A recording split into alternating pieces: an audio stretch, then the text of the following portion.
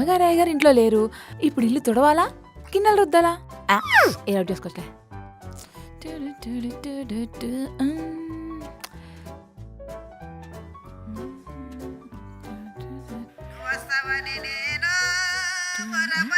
పొద్దు పొద్దున ఇది కాల్ చేస్తుందేంటి?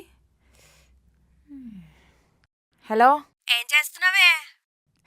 నిజాం రాజు కూతుర్ని కదా, ఇప్పుడే లేచా. మా ఇంట్లో పనులు కాలెత్తుతుంటే చాయ్ బిస్కెట్లు తింటున్నా. ఏందే రాత్రి ఏమైనా వేసినావా? మరి లేకపోతే మా అమ్మగారు అయ్యగారు ఇంట్లో లేరు.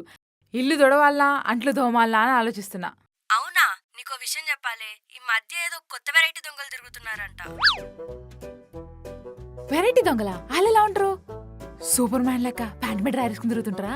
ఏహే, అది కాదే బాబు. నీట్ గా టిప్ టాప్ గా రెడీ అయి ఇంట్లో ఎవ్వరు లేని టైం చూసి ఇంట్లో ఉన్న వాళ్ళందరినీ కొట్టేసి ఉన్నదంతా దోచుకోబోతుర్రంట. నువ్వు పని చేయడం మానేసి సినిమాలు ఎక్కువ చూస్తున్నట్టున్నావు. ఏ కాదే బాబు, మొన్న మా సందు చివరి జరిగిందంట. సర్లే గానీ నేను పోతున్నా, ఇంకా మా అమ్మగారు వచ్చేసారు.